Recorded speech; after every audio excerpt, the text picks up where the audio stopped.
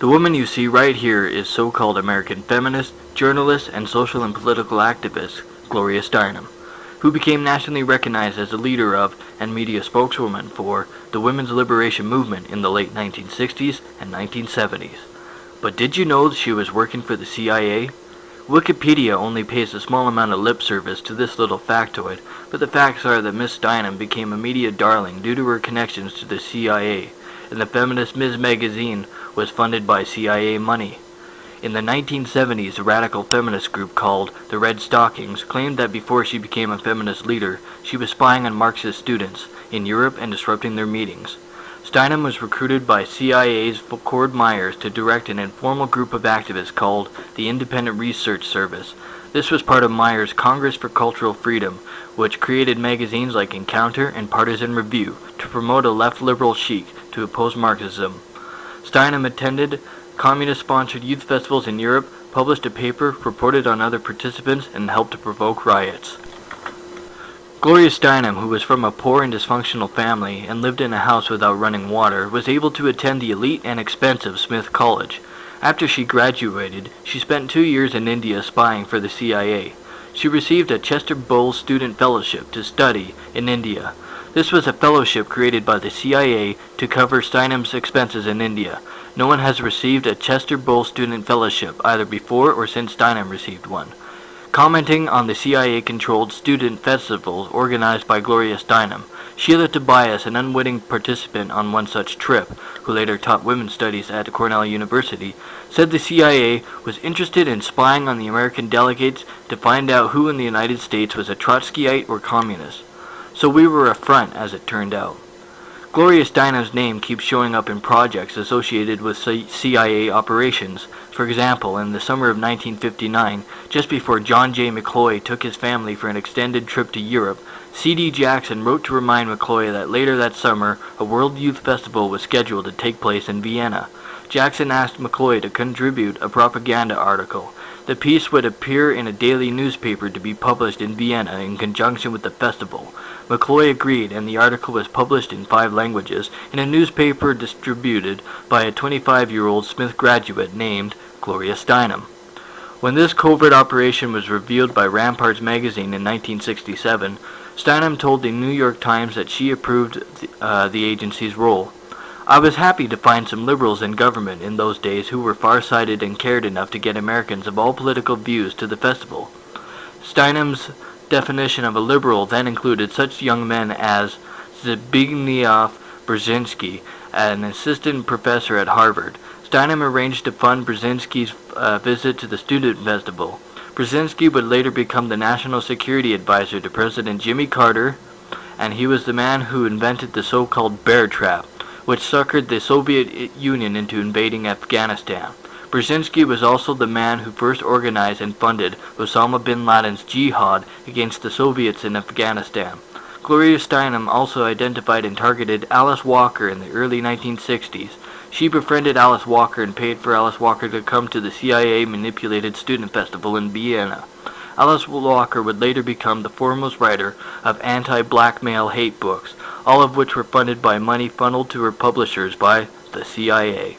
Steinem has boasted in interviews with the New York Times and the Washington Post that her training with the CIA was good journalistic training because the CIA taught you to be accurate.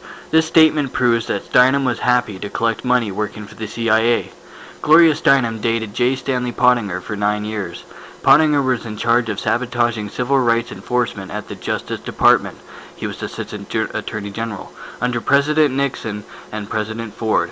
According to Donald Freed and Fred Landis in their book, Death in Washington, J. Stanley Pottinger also helped to cover up the assassinations of Martin Luther King and Orlando Letelier.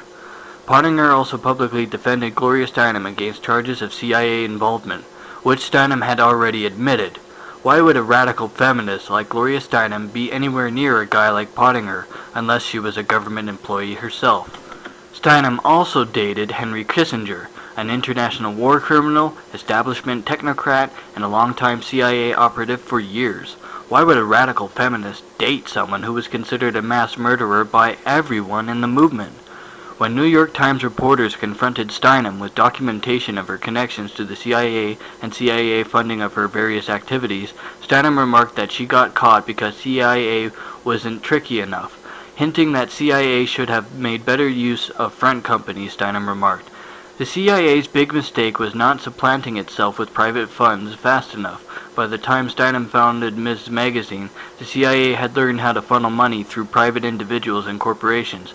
That's how Steinem was able to fund Ms. Magazine. Her CIA funding was so substantial that Steinem was able to do the unprecedented. She stopped accepting advertising for Ms. Magazine. She didn't need any more advertising, because CIA money has been keeping her expensively produced magazine afloat from the very beginning." Gloria Steinem had the power to successfully censor 3 different publications: the book Feminist Revolution, a Village Voice article, and a New York community newspaper article. All 3 publications documented Steinem's involvement with the CIA. Nevertheless, a story about Steinem's CIA connections appeared in the Village Voice on May 21, 1979. When Red Stockings tried to publish a book called Feminist Revolution with a chapter that detailed Steinem's CIA connections, Steinem and her powerful CIA-connected friends forced Random House to delete the chapter on Steinem. Nevertheless, the chapter on Steinem's CIA connections appeared in the Village Voice, but only after the Village Voice had been threatened by Steinem's lawyers. The book Feminist Revolution is still available. You can buy the censored version from Red Stockings for $8. For $4, or free if you buy Feminist Revolution, you get the censored section, which contains detailed material on Steinem's early work with the CIA, and an account of how this story was censored after originally being scheduled for publication. Who were the powerful people who put pressure on Random House, the Village Voice, and Red Stockings on Steinem's behalf? Katharine Graham, publisher of the Washington Post. Graham is a known CIA agent. See book Catherine the Great by Deborah Davis. Franklin Uncle Thomas of the Ford Foundation. The Ford Foundation is a documented funnel for CIA funds. And Warner Communications, a Ms. Magazine stockholder and CIA propaganda company. Since the middle of World War II, a U.S. intelligence establishment has spent billions of dollars researching mind control techniques and inventing mind control technology. Thousands of people were kidnapped, drugged, hypnotized, and tortured as part of the CIA's mind control research and field testing. Many of these victims began surfacing in the 1980s. These victims were having strange dreams and flashbacks. This was dangerous for the CIA because their mind control operations would be exposed. So the CIA created, funded, and controlled a number of organizations that floated the idea that these victims were suffering from strange dreams and flashbacks because they had been sexually abused by their parents as children and had repressed those memories. This would become the perfect way of misdirecting the search for who really victimized these people. Strangely enough, Gloria Steinem teamed up with Ted Gunderson to foment the satanic child abuse hysteria as a way to help cover up the CIA's mind control experiments on human beings. In 1978, Gloria Steinem put a book called Black Macho and the Myth of the Superwoman on the cover of Ms. Magazine. The book was written by a black feminist and activist named Michelle Wallace, who came out of nowhere. Wallace was in her early 20s at the time, yet she was being touted as the leader of black feminism. In the book, Wallace called abolitionists like Harriet Tubman and Sojourner Truth ugly and stupid for supporting black men. She called black revolutionaries chauvinist macho pigs and advised black women to go it alone. Gloria Steinem said that Wallace's book would define the future of black relationships, and she pushed hard to make sure the book received massive publicity. Gloria Steinem's work triggered a flood of hate black men books and films that continues to this day. Needless to say, some were quite suspicious of Ms. Magazine and Gloria Steinem. Why was Steinem sticking her nose into the affairs of the black community? So people started doing some research on Steinem. When it came out that Gloria Steinem was probably the ghostwriter of the book with Michelle Wallace's name on it, Wallace had a nervous breakdown and went into hiding for 2 years.